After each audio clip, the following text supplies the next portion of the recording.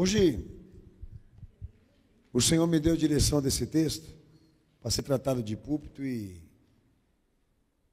o objetivo dessa pregação hoje com essa igreja, com aqueles que estão aqui, é te dar uma noção do que, na verdade, Jesus exige da igreja a nível de pregação e palavra. Eu posso dizer aos amados irmãos que poucos hoje usufruem dessa condição de entender e compreender o que a gente fala aqui. Tá? São poucos que conseguem 50% até de entendimento do que a gente diz aqui. Não porque são incapazes, mas porque o descaso já é uma situação generalizada para muitas pessoas. Tá? O descaso, a falta de importância e de dedicação à leitura bíblica. Mas seja lá como for, muita coisa que vai ser tratado hoje aqui vai explicar isso para vocês. O que Jesus requer de um homem para salvá-lo, a nível de palavra e pregação. Então eu queria começar por esse primeiro ponto, porque obviamente todo mundo tem a sua opinião, mas existe aquilo que procede de Cristo, ou seja, cada um com a sua ideia, cada um com a sua opinião, mas é Ele o fundamento essencial e espiritual dessa igreja. Eu estou dizendo isso por quê? Porque muitos são da opinião que Jesus ele usou por parábolas, o método das parábolas, né? Ele se utilizou e usou para a pregação porque ele queria atingir isso, uma explicação, um entendimento melhor com as pessoas. É o contrário. Ele utilizou desse método de comparação e de exemplos para exigir das pessoas a reflexão, exigir e estimular nelas a pensar, com base naquilo que ele estava ensinando. É o contrário. Ele não visava a explicação, ele visava confundi-las, perplexá-las e exigir delas mais reflexão e pensamento. Que num dado momento, se você fala e está interessado no que você está escutando, você pergunta. Você vai e investiga. Então, vocês podem perceber que no Evangelho mesmo o Senhor, constantemente, ele se posicionava a responder e a perguntar as coisas que, na verdade, as indagações que chegavam até a ele. Mas, em compensação, aí é um ponto importante que eu deveria dizer aqui de púlpito aos irmãos, que vocês rejeitem completamente esse pensamento, de que o Senhor usou desse método para querer facilitar. É o contrário. Ele queria exigir delas mais dedicação de pensamento. Então, há dois pontos importantes dentro dessa metodologia que o Senhor usou de relatar fatos da vida para uso de comparação do que ele queria introduzir, ensinar e pregar a nível de fé. E a primeira delas é que cada parábola que o Senhor usou para anunciar a palavra do alto, a palavra do céu, ela trazia uma cláusula de propósito. Eu quero dizer que tudo que foi trabalhado ali por parábola quer definir isso, a verdade moral e jurídica da salvação, que você precisa saber e obedecer. Que quer dizer que em cada parábola que ele ensinou, ele deixou claro que a condição ali, naquele aspecto, naquele propósito específico, que um homem precisa conhecer e obedecer para se salvar. Cada parábola tem uma cláusula de propósito, que todos vocês têm que dominar e conhecer, para não cair na mesmice, de achar que pode ser de outro jeito, de outra forma. Não, ele já está definindo ali qual o propósito e a cláusula, que você de antemão já deve obedecer, admitir, aceitar e trabalhar na tua vida. Tanto que a parábola do semeador já representa isso que eu estou dizendo aqui. Bom, se eu não ver assim, pastor, bom, se você não vê assim, e não aceita, dessa forma você corre o risco de ter os privilégios da graça e da misericórdia cortados de você. Porque ele, aqui nessa parábola em específico, ele já está deixando claro ali a perspectiva, dentro da diversidade humana, a perspectiva de pessoas que não se salvaram, não alcançaram a salvação dele. Exatamente por esse descaso. Exatamente por essa postura de querer ser diferente daquilo que ele mandou. Então veja, a prerrogativa quem tem é ele, a do Messias. E por isso tem a autoridade de definir exatamente isso. A lei e o mandamento exigido, ou as implicações e as exigências para que um homem obedeça a fim de se salvar. Então, toda a parábola você vai se deparar com o Senhor dedicado a deixar claro para você essa cláusula e esse propósito. Esse princípio moral e jurídico que você tem que obedecer naquela situação, naquela circunstância, seja como for. Amém? Amém? Então entenda, ele não está querendo contar historinha para você. Historinha quem contava era a sua mãe. O propósito dele aqui é outro. Nesse uso de comparação e exemplos, ele procura deixar claro a mim e a você, a toda a humanidade, em que condições o reino dele se manifestou. E quais as implicações desse reino em relação à minha e à tua salvação. Um outro ponto importante que vocês também devem levar em conta hoje aqui, é que cada parábola que Jesus ele usou para a sua pregação, traz um caráter didático e prático. Didático no sentido de definir o padrão desse acontecimento. E prático, que é a lei da ação e da reação, que se for nestas condições que o propósito foi trabalhado por você, o resultado não será diferente. Então vamos lá nesse ponto que o pastor quer deixar claro aqui aos irmãos. O que seria didática e prática aqui para mim agora, pastor?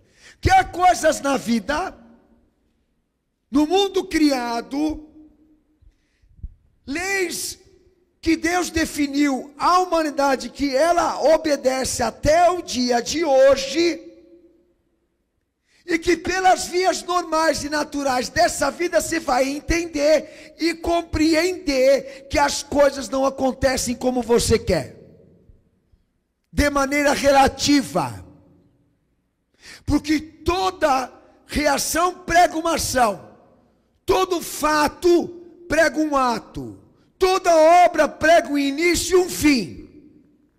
E essa modinha de relativismo, na prática, não funciona. Com a vida, você não vai conseguir entender, compreender assim. O relativismo atingiu o pensamento do homem, não as leis orgânicas e naturais. Vai me desculpar. Você pode ser um relativista, mas o mundo em que você está, que Deus criou, não é.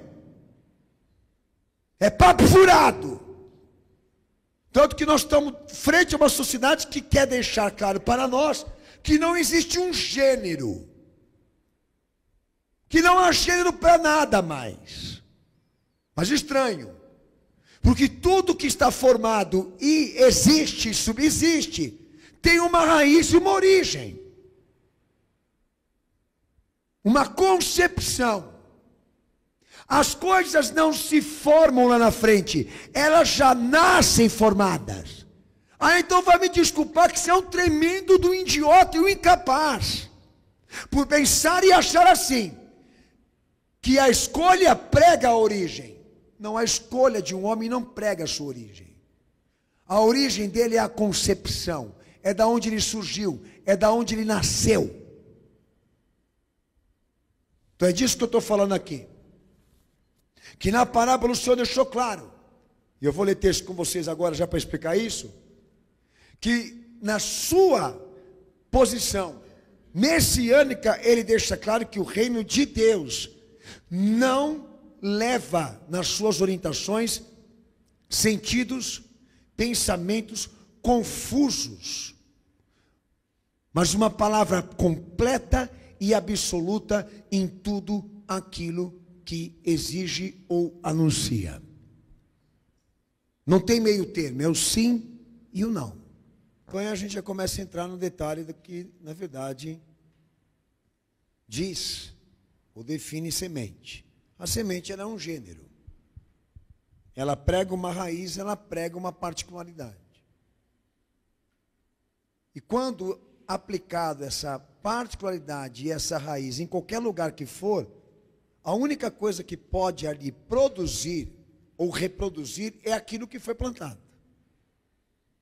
Não se pode nascer uma coisa diferente da semente. Vai nascer algo não parecido, igual a isso. Porque ela só pode reproduzir ela mesma. Não pode reproduzir algo diferente. O que Jesus está deixando claro é isso. Bom, na vida você aprende isso. Que se você plantar a semente daquilo, vai nascer aquilo. Mas com Deus você quer tratar as coisas diferentes? Com Ele você quer tratar de maneira relativa? Aqui nessa vida, tudo que você obedece tem uma lei. Querendo você ou não. Você não pediu para nascer e não pediu para nascer assim. Por isso que eu falei de origem, não de escolha. As suas escolhas é diferente daquilo que a soberania de Deus definiu, desde o início da tua caminhada na vida. Então você é uma semente, você é um gênero. Tua genética prega isso, a raiz, a origem.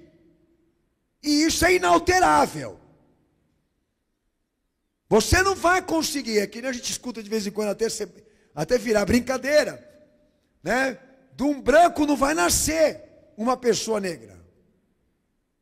E vice-versa. De um pardo não vai nascer um japonês.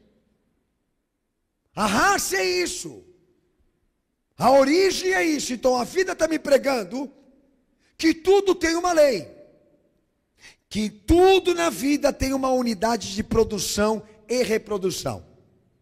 Agora com Deus nós vamos abrir mão disso? Então agora na teologia é diferente. Porque Deus tem que trabalhar com a linha relativa das coisas. Ele não pode ser nem completo nem absoluto. Ele não pode nem ser verdadeiro e profundo. Porque senão ele ofende, ele afronta e deixa de ser um Deus amoroso. Eu estou falando para quem se incomoda com isso. Mas em compensação tudo na vida é assim. É que injetaram isso na tua cabeça. Botaram isso na sociedade, programaram o ser humano para pensar assim. Só que todos estão dentro de um universo, dentro de um processo de vida que suas leis e suas regras não caminham, não se apoiam em teorias relativas. Tudo que a gente usufrui do natural e busca no natural, existe um parecer e uma natureza completa e absoluta e já pré-estabelecida, inalterável. Então o que o Senhor está deixando claro aqui? Estou falando só de parábola por enquanto. Que cada pregação dele e anunciamento dele, ele quis deixar claro isso. Que há detalhes na vida do que Deus determinou para o homem em ordem natural, que você já pode ter uma dimensão do certo e do errado, que você já pode ter um julgamento e uma dimensão moral disso, jurídica disso, do que Deus seria num processo de salvação e resgate em teu favor. Tá? Na vida e na ordem natural você pode tirar uma dimensão e um exemplo daquilo que Jesus seria com você na fé. Agora, se na semente, no campo, as coisas são assim, com Deus vai ser diferente. Da laranja não sai uma banana, ou vice-versa. Ah, mas eu quero pensar que Deus é assim. que ele muda de opinião, que uma hora ele está de um lado, uma hora ele está de outro. Só que você não vai conseguir provar isso. Por isso chama-se teoria. Porque não é uma verdade. A verdade é aquilo que está na prática, no fato, no testemunho da experiência. A nossa experiência é essa.